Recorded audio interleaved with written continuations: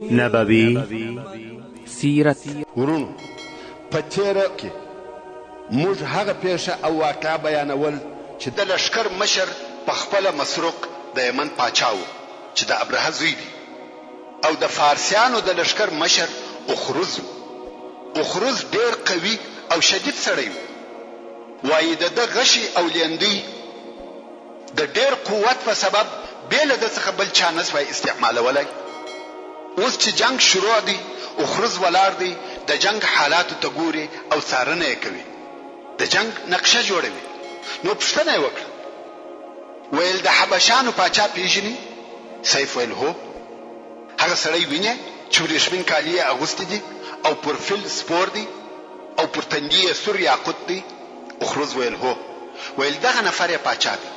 اخروز ویل اوس یې پرېږده تر هغو چې د فیل څخه کښته کیږي. بیا و اخروز ته وویل سوه چې د فیل څخه راکښته سو پر آس سپور سو. ویل اوس یې هم پرېږدئ. څه وخت وروسته اخروز ته وویل سوه چې اوس پر غاتره یا قچره سپور سو. ویل ها د خره پر لور. اوس یې حال ګورئ. دغه اخروز د خپل لشکر شاته ولاړ و، د هغه ځای څخه یې غشي ورته برابر کړي، مسروق یې د دوو سترګو په مابین کې هغه د یاقوت پر ځای وویشتي او غشي یې د سر تر هغه بل طرف ووتی. مسروق د ابرهه زوی ووژل سو او د ده په مرګ د حبشې لشکر ماته وخوړه او د فارسیانو لشکر پر یمن مسلط سو. کم وخت چې فارسیان کامیابه سوه نو یې حکومت و سیف ابن ذی یزن ته نکي ور، بلکې دوی په خپله حکومت جوړ کړي. او دغه خبره تر اوسه پورې په یمن کې متل ده، وایي دا غوټه د سیف ابن ذی یزن غوټه ده، خلاصېده نه لري. د یمن د خلقو دا عادت و چې کم وخت به دوی ته مشکل پیښ سو نو بیا کومک د خارجانو څخه وغوښتي، خو کم وخت چې به هغه خارجان راغله د دوی مشکل به تر هغه اول هم زیات سو.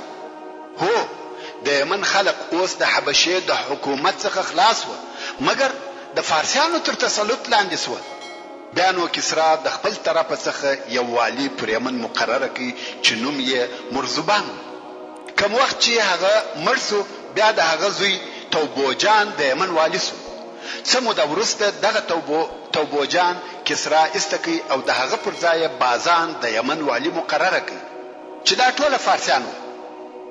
محترم ورونو، د رسول اکرم محمد مصطفی صلی الله علیه و آله وسلم بعثت او د نبوت شهرت په هغه وخت کې وه چې د یمن حاکم بازان وو. په دغه وخت کې چې بازان د کسرا د طرفه پر یمن والی وو، رسول الله صلی الله علیه و آله وسلم د فارس پاچا کسرا ته یو خط او رساله ولېږل چې په اسلام کې داخل شه. خو کسرا بې له دې څخه چې د رسول الله صلی الله علیه و آله وسلم لیک ووایي هغه یې څرک او ټوک ټوک کړي او د قاصد په باره کې د وژلو اراده وکړه. کم وخت چې رسول الله صلی الله علیه و آله وسلم ته دا خبر ورسېدی نو رسول الله صلی الله علیه و آله وسلم وفرمایل چې د زما لیک ټوک ټوک کړي، الله جل جلاله دې د پاچاهي ټوک ټوک کړي. کسرا ته چې د رسول الله صلی الله علیه و آله وسلم د لیک په لیدلو سره ډیر قهر ورغلی وو. ویل دا څوک دی؟ یو صحرایي عرب غواړي چې زه د متابعت وکم؟ د کسرا متکبر دماغ هیڅ کله دا نه قبلول. او د دې مثال د ده دپاره داسې وو لکه نن ورځ چې په یوه ډیره لرې صحرا کې یو کوچنی کلی واقع وي او د دغه کلي یو نفر دی د امریکا د حکومت څخه وغواړي چې د ده د دین تابع دي سي. کسرا هم په هغه وخت کې د مځکې د مخ لوی پاچا و او دا خبره ډیره عجبه ورته ښکاره سوه. دې موضوع ته په ډیره سپکه وکتل نو یې د سرور کائنات رسول الله صلی الله علیه و آله وسلم د نیولو دپاره لښکر ونه لېږي، بلکې د یمن والی بازان ته حال ولېږي چې هلته په جزیرة العرب کې یو نفر پیدا سوی دی او غواړي چې زه د متابعت وکم. دغه نفر و ما ته راولېږه. بازان هم د جزیرة العرب خلق ضعیفه وبلل. فقط دوه نفره یې و مدینې منورې ته ولېږل. ویل ورسي او دغه نفر ته ووایست چې د لښکر ولېږلو او جنګ کولو ته ضرورت نشته، بې له عذره او ځنډه ځان تسلیم کړه. اسلام او مسلمانان ډېر ضعیف ورته ښکاره کېدل او دوی خپل ځان د دنیا لوی قدرت باله. نو دغه دوه نفره مدینه منورې ته ورسېدل او رسول الله صلی الله علیه و آله وسلم ته ورغله او ورته ویل چې زموږ سره بازان ته ولاړ شه او هغه دې بیا کسرا ته لیږي ځکه کسرا ته غوښتي. رسول الله صلی الله علیه و آله وسلم وفرمایل تاسو نن شپه استراحت وکړئ او تاسو جواب به سبا درکړم. خلق چې سبا و رسول الله صلی الله علیه و آله وسلم ته د جواب اخیستلو د پاره راغله. رسول الله صلی الله علیه و آله وسلم وفرمایل بازان ته ووایست چې زما رب نن شپه ستا رب کسرا ووژي. نفر وویل که نن شپه کسرا وژل سوی وي نو تا ته خبر چا راوړي؟ د فارس څخه تر مدینې منورې پورې په یوه میاشت بلکې تر هغه هم زیات خبر را رسیږي. ته څنګه خبر سوې؟ رسول الله صلی الله علیه و آله وسلم وفرمایل د الله جل جلاله د طرف څخه وحی را تراغلی. نفر وویل ستا جواب موږ ته دغه دی؟ رسول الله صلی الله علیه و آله وسلم ویل هو ولاړ سئ بازان ته دغه حال ووایست. نو دوی هم رهیس و تر څو یمن ته ورسېدل او بازان ته دا بیان وکړي چې موږ ویل ځان تسلیم که او د ویل چې کسرا ووژل سو. تر دغه وخت لا د کسرا د وژل کېدو خبر د فارس څخه و یمن ته نو رسېدلی. نو بازان پوښتنه وکړه چې دا کومه شپه وه چې د ویل کسرا ووژل سو؟ هغه شپه یې ور وښول چې فلاني شپه وه. بازان ویل انتظار وکړي. پس له 14 ورځو و یمن ته خبر را ورسېدی چې کسرا په فلاني شپه د خپل زوی د طرفه ووژل سو. دا عیناً هغه شپه وه چې رسول الله صلی الله علیه و آله وسلم ورته ویلي وه چې نن شپه. نو بازان وویل په والله دا معلومات بې له نبي څخه و بل چاته نه کېږي. نو یې ایمان راوړي او مسلمان سو. او هغه نور فارسیان چې په یمن کې وه د بازان د مسلمانېدو په سبب ټول ورسره مسلمانان سو. او بازان وویل تر دې وروسته موږ د مدینې د حکم تابع یو نه د فارس. تر دغه وروسته یمن او د هغه حکومت د رسول الله صلی الله علیه و آله وسلم او مسلمانانو د حکم تابع و نه د کسرا. نو د بازان الفارسی رضی الله تعالی عنه په مسلمانېدو سره اسلام و یمن ته داخل سو. او رسول الله صلی الله علیه و آله وسلم هم دغه بازان د یمن پر حکومت د وفات تر وخته پریښاو. کم وخت چې بازان وفات سو نو د زوی شهر د یمن حاکم وګرځېدی. او رسول الله صلی الله علیه و آله وسلم هم پر دغه حکومت پریښاو تر څو چې الاسود العنسی په یمن کې پیدا سو او د نبوت دعوا یې وکړه او شهر د بازان زوی مړ کړ او د یمن حکومت ونیوی. دا واقعه د رسول الله صلی الله علیه و آله وسلم د حیات په آخر وختو کې پیښ شو. او د رسول الله صلی الله علیه و آله وسلم عادت داو کم پاچاهان چې په اسلام مشرفه کېده هغه پر هغه خپل حکومت پرېښول نه استکول. دا هغه معلومات و چې یمن څنګه د فارس په حکم کې داخل سو او بیا څنګه د فارس د حکم څخه ووتی او په اسلام کې داخل سو. اوس به یو بل قصه درته بیان سي چې دا قصه هم د سرور کائنات محمد مصطفی صلی الله علیه و آله وسلم په ژوند پورې تعلق لري. او دا قصه د قصي ابن کلاب ده چې دغه قصي د رسول الله صلی الله علیه و آله وسلم څلرم نکدي.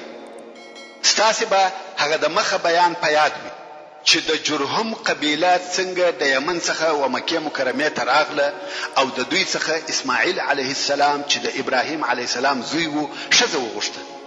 او اوس دغه موجوده عرب مستعرب د اسماعیل علیه السلام او د جرهم لمسیان دي او د مکه مکرمه امارت او اداره د دوی په لاس کې او بیا د جرهم پر قبیله او د اسماعیل علیه السلام پر لمسیانو د خزاعه قبیله حمله وکړه چې په جنگ او زور د مکه مکرمه حکم ځنی واخیست.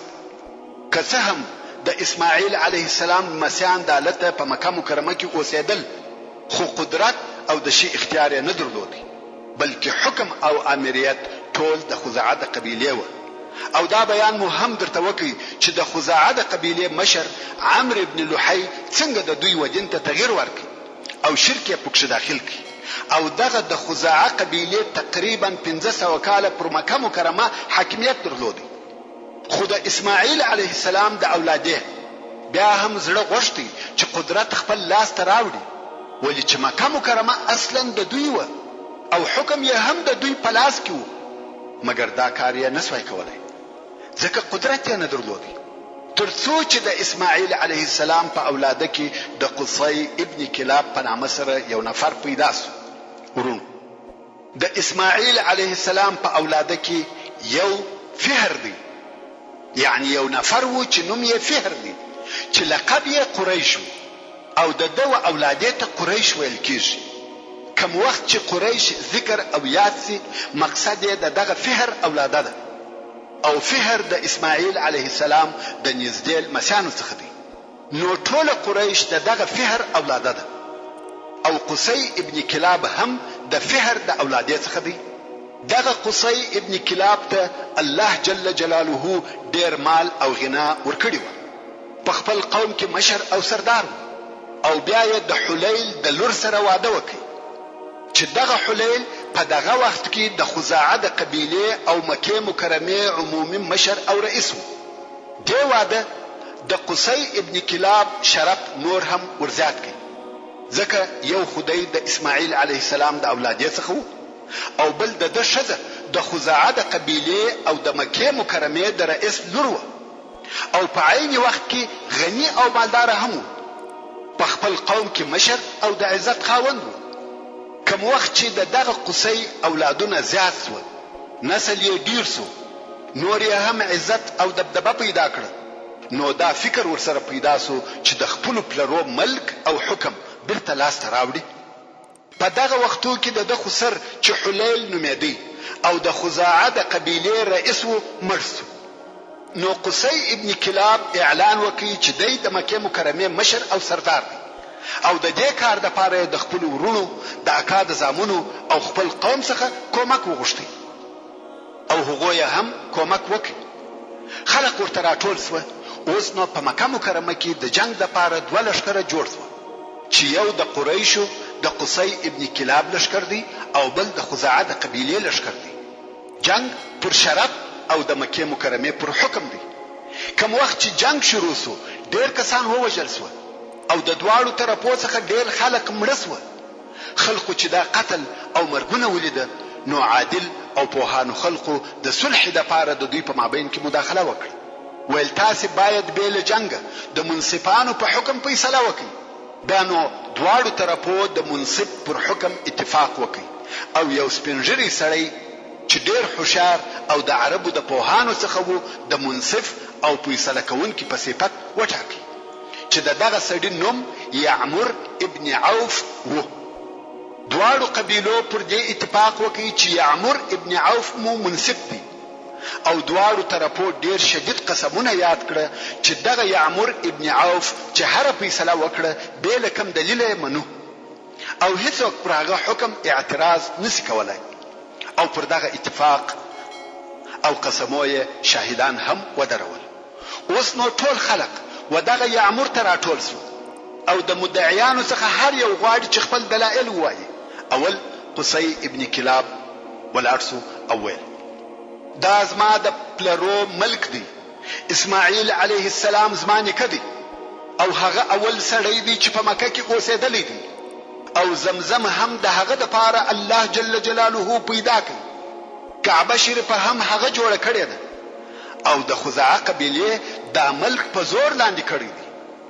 هو دا صحیح ده چې دوی 1500 کال دلته حکم کړی دی خو د اول ورځ څخه دوی د زور څخه کار اخیستی دی او د بل حق یې خوړلې دي او دغه کعبه شریفه هم زمانه کې جوړه کړې ده. ول اوس نو دوی خپل دلیل وایي مګر د خزاعه د قبیله سره هیڅ د یادولو وړ دلیل نو ځکه رښتیا هم دوی ټول شیان په زور غصب کړي وو. اوس نو یعمر حکم کوي. ټول خلق په انتظار او چپ خوله دي. یعمر وویل د مکه مکرمه ټول شیان د قصی ابن کلاب دي چې هغه شیان چې شو رفاده، سقایه، حجابه، کسوه او ندوه. هر امر او هر واقعه په قصی ابن کلاب پورې تعلق لري او خزاعه لره په مکه مکرمه کې هیڅ اختیار او تصرف نشته. په دې فیصله سره ټول شیان د خزاعه د لاسه ووتل او هر څه د قصی ابن کلاب په تصرف کې شو. د ټولو عربو ټول شرف د ده ولاس ته ورغلی. اوس نو قصي ابن کلاب بلا اختلافه د مکې مکرمې عمومي رئیس او سردار سو، او خزاعه هم ټول شیان ودته تسلیم کړه، ځکه وعده یې کړې وه او قسمونه یې یاد کړي وه. قصي ابن کلاب چې ډېر سخي سړی و، نو د حاجانو ټول مصرف یې د خپله ماله څخه کاوه. د حاجانو اوبه او خواړه دی برابروي.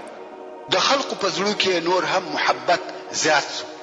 قصي ابن کلاب و کعبې شریفې ته نږدې د قریشو د اجتماع او مشورو دپاره یوه ډېره لو خونه یا سالون جوړ کړي چې نوم یې د دارالندوه پر کښېښاوه. نو دارالندوه یو تعمیر و چې په هغه کې د قوم اجتماع، مجلس او مشورې کېدلې. دا دارالندوه داسې ځای و چې د اهل مکې ټوله فیصلې په دغه ځای کې کېدې. د قریشو په مابین کې هیڅ عهد او اتفاق بېله دغه دارالندوه بل ځای نه کېدی. حتی د نورو قبایلو سره هم هر قسم وعدې او فیصلې، قراردادونه او عهدونه په دغه دارالندوه کې کېده. هیڅ مشوره د جنگ او صلح، هیڅ فیصله بل ځای نه کېده بېله دغه ځای څخه. دا کار تر دغه نور هم مخته ولاړی. هغه دا چې په مکه مکرمه کې هیڅ بل ځای واده نه کاوه مګر په دارالندوه کې، چې دار قصي ابن کلاب هم ورته ویل کېده. دا هغه دارالندوه ده چې د رسول الله صلی الله علیه و آله وسلم د هجرت په ورځ د قریشو مشران په دغه ځای کې سره جمع سوه او د رسول الله صلی الله علیه و آله وسلم د وژلو فیصله وکړه. او دا هغه کور دی چې دلته د مسلمانانو په مقابل کې د جنگ فیصله وسوه. مقصد دا چې د عربو او قریشو ټول حکم او شرف په دارالندوه کې وو. ټول فیصلې یې په دغه ځای کې وې او د دې کور مؤسس قصي ابن کلاب وو. او دغه قصي د رسول الله صلی الله علیه و آله وسلم څلورم نیکه دی. کم وخت چې قصي ابن کلاب سپینږیری او ضعیفه سو او دا ور معلومه سوه چې اوس نو مرګ را نږدې دی، نو یې خپلو اولادو ته وکتل چې ټوله په مکه مکرمه کې د خپلو او اخلاقو او پوهې په سبب قدر، عزت او شرف لري بېله عبدالدار څخه. نو یې د ځان سره دا فکر وکړي چې نور خو ټوله په خپله د عزت خاوندان دي او عبدالدار چې تر ټولو مشر هم دی په خلقو کې عزت نه لري. نو راسه د مکې مکرمې مشرتوب ودته ورکړه چې دی هم په دغه مشرتوب د عزت خاوند سي. نو یې وصیت وکړي چې تر ما وروسته د مکې مکرمې ټول مشرتوب د عبدالدار دی. کم وخت چې دی مړ سو، زامنو یې هم ټول منصبونه و عبدالدار ته پرېښول. مګر کم وخت چې بیا عبدالدار مړ سو، بیا نو د قصي زامنو د مشرتابه وظیفې په خپل مابین کې سره تقسیم کړې. د عبدالدار و اولادې ته سدانه او حجابه ور پرېښول. عبد مناف او د اولادې ته چې بني هاشم دي سقایه ور ورسېده. خیر، د قریشو و ټولو شاخو ته چې د قصي ابن کلاب اولاده وه خاصه وظیفه ورکول سوه. د قصي ابن کلاب یو زوی عبد مناف نومېدی چې دغه عبد مناف بیا هاشم، مطلب او نور زامن. یعنی د عبد مناف زامن څوک وه؟ هاشم، مطلب او نور. او د هاشم د اولادې څخه یو هم شیبه دی. ورونو د شیبه پلار هاشم تر مکې مکرمې د باندې عربو څخه یوه ښځه چې د شرف او عزت خاونده وه په نکاح کړه. څرنګه چې دې ښځې په خپل قوم کې ډېر لوړ مقام او عزت درلودی، نو دا هلته د خپل قوم سره تر مکې مکرمې د باندې اوسېده او هاشم به هلته ورتلی. او د واده د شرطو څخه یو شرط دا و چې طلاق د دې په اختیار و، ځکه دا شریفه، مالداره او د عزت خاونده وه. د هاشم د دغه ښځې څخه زوی پیدا سو او د دغه زوی نوم یې شیبه کښېښاوه. څه موده وروسته هاشم مړ سو او شیبه د خپلې مور سره تر مکې مکرمې د باندې اوسېږي. کم وخت چې شیبه د هاشم زوی د بلوغ وسن ته ورسېدی، نو یې اکا چې مطلب نومېدی او د هاشم رور و، د شیبه و مور ته ورغلی او ویل زه هلک را سره بیایم. هغې ویل څنګه یې بیایم؟ دا زما زوی دی، باید زما سره وي. مطلب ویل زوی دی اوس غټ سو او د سړیانو و درجې ته ورسېدی او دی په خپل قوم کې د سردارانو او اشرافو څخه دی. دی د قصي ابن کلاب د زامنو څخه دی. دا نه ښایي چې بې له بکې په بل ځای کې واوسېږي، ځکه هلته د شرف، عزت او احترام شته. ښځې چې د شرف او سردارۍ نوم واورېدی ویل اختیار به دته پرېږدو چې ستا سره ځي او که زما سره پاتېږي. کم وخت چې اختیار و شیبه ته ورکړي ده ویل د اکا سره ځم، ځکه دی پوهېدی چې هلته شرف او عزت شته او دته هم دغه شرف ډېر اعتبار درلودی. که څه هم د ده عمر لږ و خو د شرف په قدر پوهېدی. اوس نو شیبه د خپل اکا سره د هغه پر اوښ تر شا ورسره سپور سو. کم وخت چې مکې مکرمې ته داخل سوه هغه وخت عادت داسې و چې خلقو به همیشه نوي نوي مریان رانیول. نو خلقو چې شیبه د مطلب سره ولیدی چې تر شا یې پر اوښ سپور دی، د خلقو دا خیال سو چې مطلب نوی مریی رانیولی دی. نو یوه شیبه ته عبدالمطلب ویل، یعنی د مطلب مریی. که څه هم وروسته بیا خلقو ته دا معلومه سوه چې دا د هاشم زوی شیبه دی او د مطلب وراره دی، خو شهرت یې په عبدالمطلب سره پیدا کړي. دغه عبدالمطلب چې اصلي نوم یې شیبه دی او د هاشم زوی دی، او هاشم د عبدمناف زوی دی، او عبدمناف د قصي ابن کلاب زوی دی، زموږ د نبی محمد رسول الله صلی الله علیه و آله وسلم نیکه دی. خیر، عبدالمطلب ځوان سو او واده یې وکړ. د ده اول اولاد چې زوی و حارث نومېدی، چې د ده تر ټولو اولادو مشر. کوم وخت چې دغه حارث لوی او ځوان سو، البته عبدالمطلب نور اولادونه هم درلوده خو هغه کوچنیان وه. په دغه وخت کې عبدالمطلب خوب ولیدی. هغه داسې دی بدو او یو چا پر غږ کړه، طیبه وکینه. ده ویل طیبه څه شي ده؟ خو هغه ناره کوونکی ولاړی. دی په تعجب کې سو چې دا څنګه خوب. دوهمه شپه بیا بیده دی چې یو څوک ورته وایي بره وکینه. ده ورته ویل بره څه شي ده؟ ناره کوونکی بیا ولاړی. نو د ده په زړه کې ور وګرځېده چې یوه کیسه شته، ځکه داسې تکراري خوب بې څه نه وي. درېیمه شپه بیا په خوب کې هغه ناره کوونکی ورته راغلی، ویل مضمونه وکینه. ده ویل مضمونه څه شي ده؟ هغه ناره کوونکی بیا ولاړی. اوس نو بالکل د ده یقین سو چې یو لوی او مهم کار شته چې د هغه په باره کې 3 ورځې پرله پسې خوب وینم. داسې مکرر خوب په عادي ژوند کې څوک نه ویني. څلورمه شپه بیا عبدالمطلب خوب ویني چې یو څوک ورته وایي زمزم وکینه. ده ویل زمزم څه شي دی؟ دا وار ناره کوونکی نه ولاړی او ورته ویل هیڅ کله نه وچیږي او نه بهیږي، حاجان به په اوبوي، او دغه زمزم د لرشن او وینو په مابین کې پر هغه ځای دی چې سپین وزرې کارګه مشوکه وهي د میژانو د کلي سره، چې په پښتو میژتون ورته وایي. دا خبرې د عبدالمطلب په زړه کې حفظ او یاد سوې او پوه سو چې دته د زمزم د کیندلو وظیفه ورکول سوه. دی باید زمزم وکیني. زمزم په اهل مکه کې مشهور وو، اورېدلی یې وو، مګر ځای چاته نو معلوم چې چیرې دی. او دا هم مشکله او ناممکنه وه چې د کعبې شریف ټول اطراف دي د زمزم د پیدا کولو دپاره وکیني. مګر اوس عبدالمطلب ته د زمزم په کیندلو سره امر وسو. دا اشارات او علامات ورته وویل سوه. ځای تقریبا معلوم سو، خو عبدالمطلب ته یو بل تکلیف پیښ دی. هغه دا چې نور قریش کله وده ته اجازه ورکوي چې د کعبې شریف پر شاوخوا کیندل وکړي، او دی هم بیله دغه یوه زوی څخه چې ځوان دی بل مدافع او کومک کوونکی نه لري. خو په دا سبا دی او د ده زوی حارث دواړه د کوره راووته او کعبې شریف ته ورغله چې زمزم پیدا کړي او ویکیني. اوس نو په هغه علامو پسې ګرځي چې وده ته په خوب کې ویل سوي وي. اوله علامه دا وه چې په مابین کې د لرې او وینو. دوهمه علامه پر هغه ځای چې سپین وزرې کارګه مشوکه وي. او درېیمه علامه د میژتون سره. دی د کعبې شریفې پر شاوخوا په دغه علامو پسې ګرځي، مګر علامې هیڅ نسته. دی پر دغه حال و چې یو څو نفره راغله غواړي چې یوه غوا د هغه بت سره حلاله کړي چې اساف نومیږي.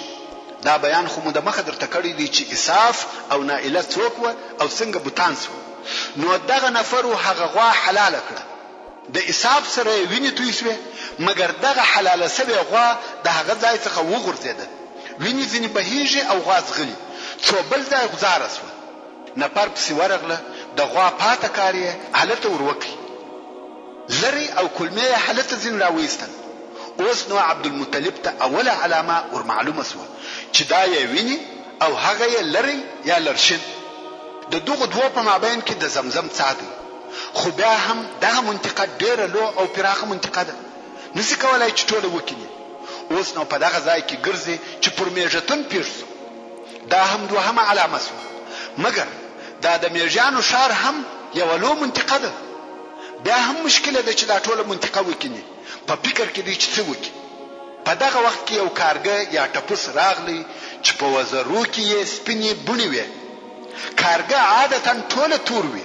خو ودته په خوب کې ویل سوی و چې غراب اعصم او غراب اعصم په عربي کې وهغه کارګه ته ویل کیږي چې په وزرو کې یې سپینې بونې وي نو دې کارګه وهغه میژتون ته نږدې ځکه په مشوکه وهل عبدالمطلب پوسو چې دا هغه د مقصد ځای دی نو یې د هغه ځای په کندلو شروع وکړه خو قریش پر ټول سو ویل دا څه کوي د اساف او نائله په مابین کې مزکه کینه موږ هیڅ کله اجازه نه درکو چې ته کعبه شریف ته نږدې مزکه وکینه د پر خپل زوی حارث ژغ وکي چې دوی راڅخه ګرځوا او په خپل عبدالمطلب په کندلو مشغول دي خو قریش د یو طرفه او حارث د بل طرفه سره اخته دي قریش د کندلو څخه منع کوي او حارث د هغو مخنیوي کوي عبدالمطلب په خپل کار اخته دي کندل کوي خدا نقاش او کشمکش تر ډیره دوام درلودي څو عبدالمطلب پر هغو ډبرو پیښ شو چې عادتا د څا پر خوله شول کېده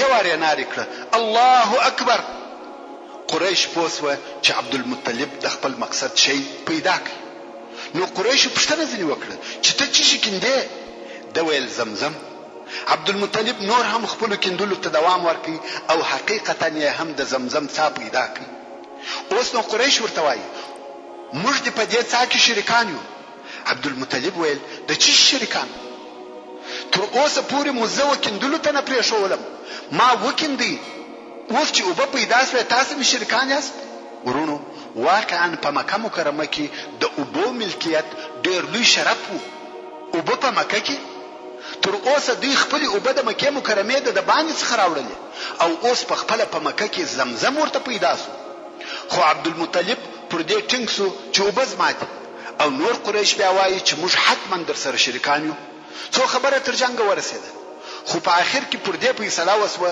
چې دریم طرف دې زموږ په مابین کې حکم او فیصله وکړي ویل دا دریم به څوک وي هغه هم پر دې اتفاق وسو چې د بني سعد پر کاهن به فیصله کوو چې دا کاهن په یثرب کې اوسېدی نو یثرب ته رهیسو چې اوس مدینه منوره ورته ویل کیږي هلته چې ورسېدل د بني سعد کاهن و خیبر ته تللی نو دوی خیبر ته پسې رهیسو ورون تاسو وګور کوم وخت چې الهي دین نوي جهالت او بی علمي وي سحر او جادوګری کوډي او کاهني څونه پر خلقو او د دوی پر عقیده مسلط و او څونه ځانونه په سستري کول د مکه مکرمه څخه تر مدینه منورې پورې بیا د مدینه منورې څخه و خیبر ته هغه هم پیاده یا پر اوشانو په کوټګر او کاهن پسې خیر دوی نو اوس د کاهن د حکم او فیصله د پاره خیبر ته رهید خو پلار کې چې ټول ریګ او غرونه دي د عبدالمطلب او د ملګرو او بخلاص سوي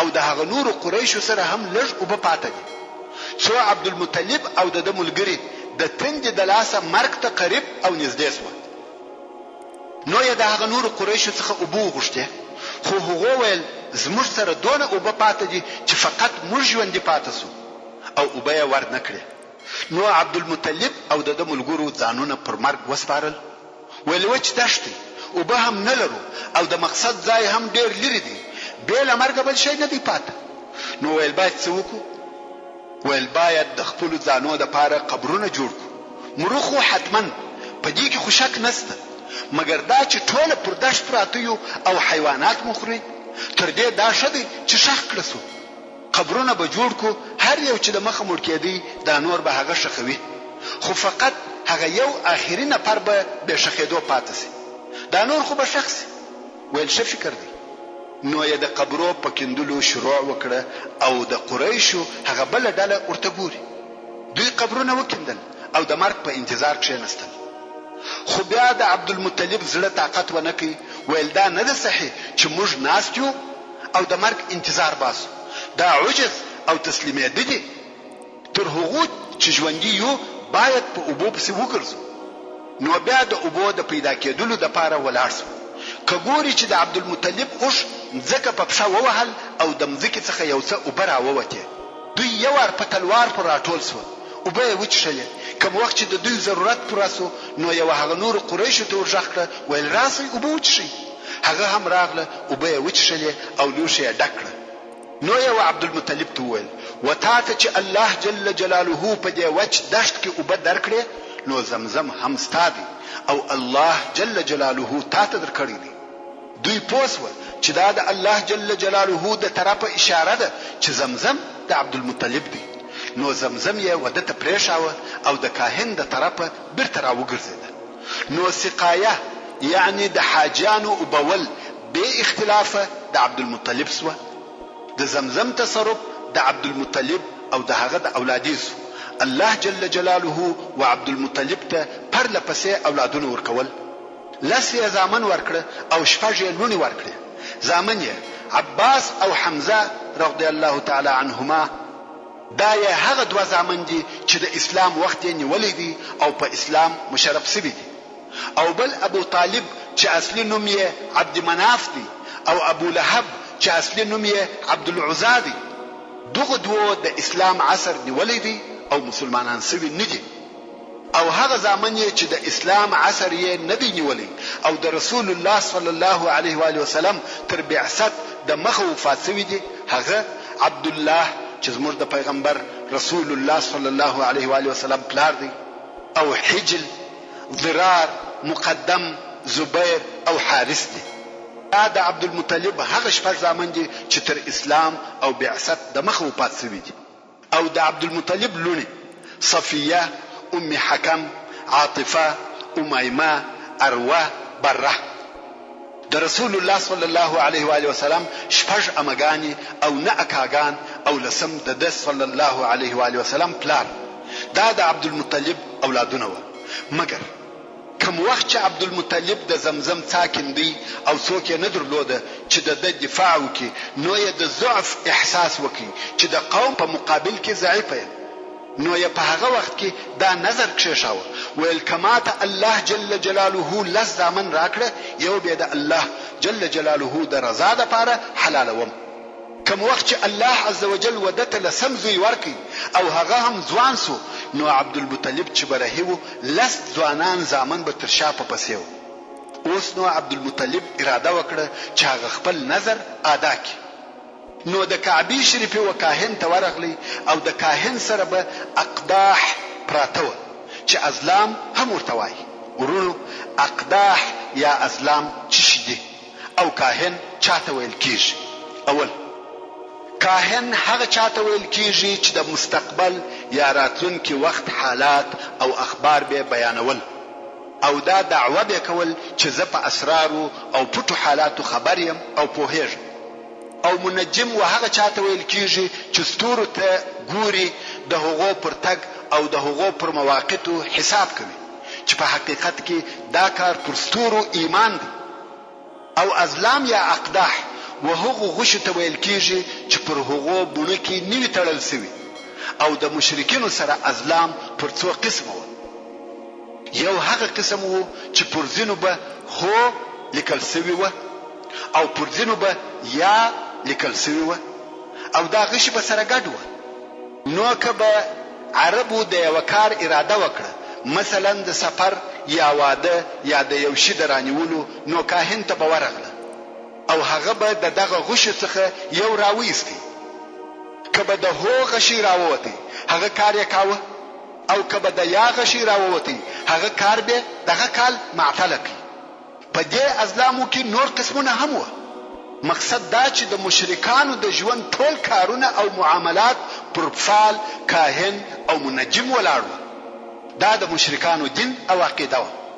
بدبختانه نن ورځ زموږ په وطن کې هم ډېر انسانان د کوډګرانو او ساحرانو سره تعلق تګ او راتګ لري چې دا کارونه د کفر او شرک کارونه دي، د دین مبین اسلام څخه وتلي او مخالف دي، قطعا حرام او ناروا دي.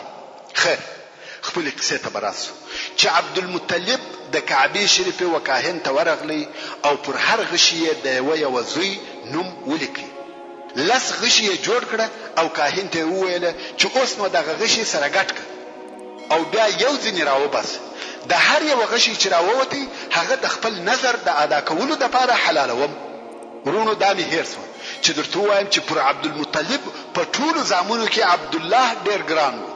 نو عبدالمطلب په دغه وخت کې د ځانه سره ویل که عبدالله د دغه حلالېدو څخه چپ او خلاصو نو مسأله په خیر ده. یعنی که بیل عبدالله بل د هر یو نوم راووځي پروا نه کوي، ځکه عبدالله تر ټولو زامنو پر ګران و. کاهن هم غشي سره ګډ کړه.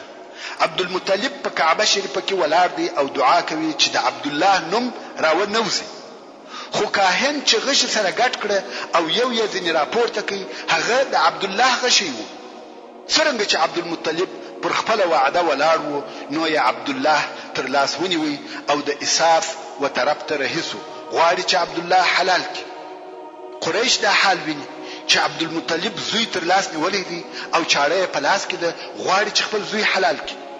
نو قریشو پوښتنه ځینې وکړه، ویل یا عبدالمطلب څه کوې؟ ده ویل نظر مې ایښی و اوس یې ادا کوم. قریشو زوی ځین راکش کړي، ویل زوی ولې حلالوې؟ دوی یې دې خواته کشوي او عبدالمطلب یې د ځان خواته کشوي. په دغه کشمکش کې د عبدالله سر په هغه چاړه زخمي سو چې د پلار په لاس کې و. نو ځکه عبدالله ته عبدالله اشج ویل کېده، ځکه چې پر سر یې زخم و او اشج په عربي کې هغه چاته ویل کېږي چې سر یې زخمي وي. اوس قریش ورته ټینګ دي چې قسم دی کې حلال کې، که تا دا کار وکړي دا به په عربو کې عادت او طریقه پاتې سي. د هر چا چې 10 زامن پیدا سوه یو به حلالوي، هلته به نو د ژوند څه خوند او څه مزه وي. عبدالمطلب د زوی پر حلالولو ټینګ دی او قریش یې منع کوي. په آخر کې ویل چاره څه ده؟ دوی ویل د کاهنانو څخه به پوښتنه وکړو. بیا یې هغه د بني سعد کاهن اختیار کړي چې پر هغه به فیصله کوو. د دې مشکل د حلولو دپاره بیا د بني سعد کاهن ته ورغله. دا وار هغه پر ځای و. نو یې پوښتنه ځینې وکړه چې په دې مسئله کې څه وایي؟ کاهن ورته وویل په تاسې کې د یوه نفر د وژلو دیت څه شي دی؟ دوی ویل 10 اوښه. ورونو دیت به څه ته وایي؟ جواب: که د یو چا څخه یو بل انسان په خطا کې ووژل سي، د دغه قاتل څخه د دغه قتل او وژلو بدل د وژل سوي نفر و کورنۍ ته ورکول کیږي چې و دغه ته دیت وایي. نو کاهن ویل په تاسې کې د یوه نفر د وژلو دیت څه شي دی؟ دوی ویل 10 اوښه. کاهن ویل تاسې بیا غشي سره ګډ کړئ، پر یوه غشي عبدالله ولیکئ، پر بل غشي 10 اوښه. که د اوښانو غشي راووتی اوښان به حلال کړي، عبدالله خلاص. او که د عبدالله غشي راووتی نو 10 اوښه به 20 اوښه کوي، بیا به د عبدالله سره واچوي. که په هر وار کې اوښان راووته اوښان به حلال کړي، او که د عبدالله غشي راوتی 10 اوښه به نور پر زیاتوي تر څو چې د اوښانو غشي راوځي او عبدالله د حلالېدو څخه خلاصېږي. د دوی هم دا فیصله خوښه سوه او بیرته مکې مکرمې ته راغله. نو د کعبې شریفې کاهن ته ورغله چې د عبدالله او 10 اوښانو په مابین کې غشي سره واچوي. د غشو تر ګډولو او را ایستلو وروسته د عبدالله غشي راووتی. 10 اوښان یې نور پر زیات کړه چې 20 اوښه او عبدالله سوه. بیا د عبدالله غشي راووتی. 10 اوښه یې نور پر زیات کړه چې 30 اوښه سوه. بیا د عبدالله غشي راووتی. دغسې 10 اوښان زیاتوي او د عبدالله غشي راوځي، څو د اوښانو شمیر وصلو ته ورسېدی. 10 واره غشي سره ګډ سوه، خو هر وار به د عبدالله غشي راوتی. کم وخت چې د اوښانو شمیر وصلو ته ورسېدی او غشي سره ګډ سوه، دا وار د اوښانو غشي راووتی. یعنی اوښان باید حلال کړه سي او عبدالله خلاص. خو عبدالمطلب ویل یا دا مې نه ده قبوله، بل وار یې بیا سره ګډ کړي. بیا یې غشي سره ګډ کړه، بیا د اوښانو غشي راووتی. عبدالمطلب ویل یا. دریم وار یې بیا سره ګډ کړي، غواړي چې په دې کار کې چم او حیله نسی جوړ او پوره تاکید کوي. دریم وار بیا غشي ګډ سوه چې یوه طرف ته عبدالله او بل طرف ته 100 اوښان دي. بیا د اوښانو غشي راووتی. نو عبدالمطلب هم د عبدالله په عوض او فدیه کې 100 اوښه حلال کړي او د هغو د غوښو د خوړلو او وړلو څخه نه انسانان منع کول نه حیوانان. او رسول الله صلی الله علیه و آله وسلم فرمایي انا ابن ذبیحین، یعنی زه د دوو حلال کړه سوو زوی یم چې مقصد یې عبدالله او اسماعیل علیه السلام دي او دواړو ته الله جل جلاله نجات ورکړي.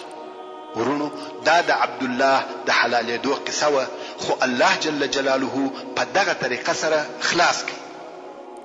اوس نو عبدالله ځوان دی او پلار یې غواړي چې واده وکړي.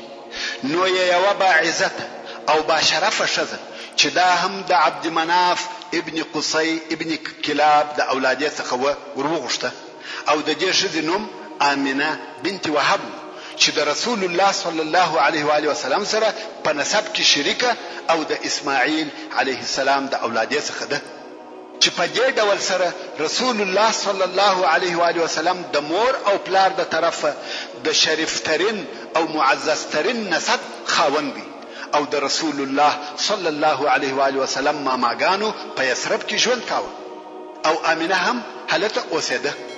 نو عبدالمطلب هلته په یثرب کې د عبدالله واده وکړي او بیا مکه مکرمه ته راغله. په دغه موده کې آمنه حامله سوه او د دې تر حمل 2 میاشتې وروسته عبدالله وفات سو.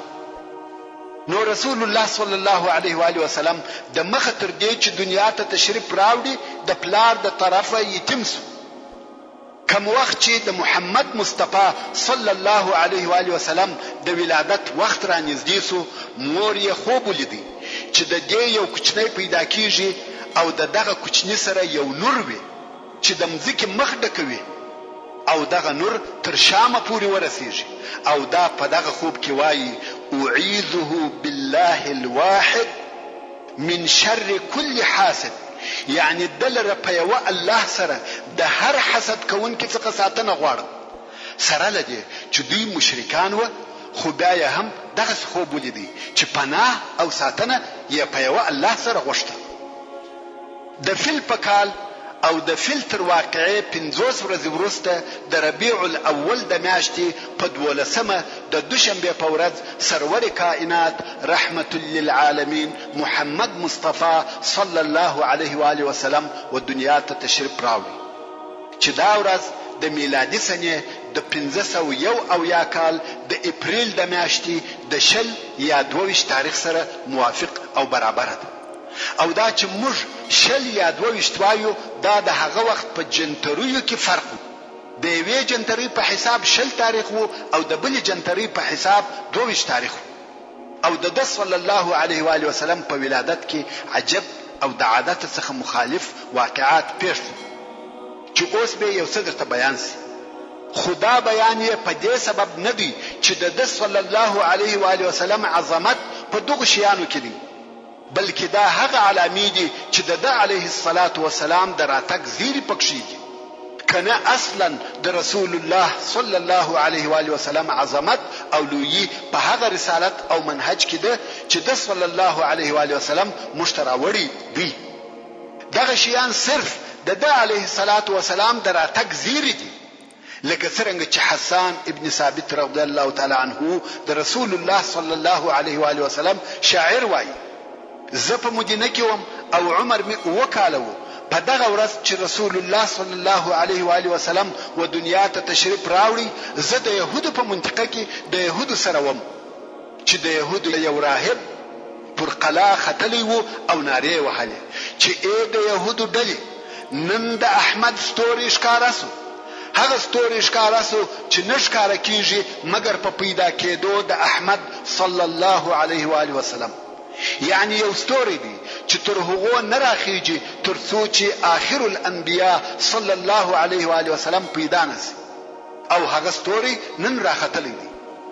حسان رضی الله تعالی عنہ دا شاهدی ادا کوي چې دا خبر د يهودو څخه واورېدی او د دې څخه دا هم معلومه سوه چې حسان رضی الله تعالی عنہ تر رسول الله صلی الله علیه و آله وسلم وکاله په عمر زیات دی او د رسول الله صلی الله علیه و آله وسلم د مبارک ولادت د زیرو او بشارتو څخه یو هم دادی کوم وخت چې د علیه الصلاة والسلام مور حامله سوه دغه د دې حمل بې دردو او بې تکلیفو که څه هم تاسو ته معلومه ده چې حمل همیشه د تکالیف او دردو سره وي خدا دغه دردو څخه فارغه و او د رسول الله صلی الله علیه و آله وسلم د ولادت د عجایب څخه ده کوم وخت چې د صلی الله علیه و آله وسلم پیدا سو پر دواړو لاسو یې تکیه کړې و او سر یې لوړ نیولی و لکه اسمان ته چې ګوري بل دا چې د صلی الله علیه و آله وسلم مختون وزیږېدی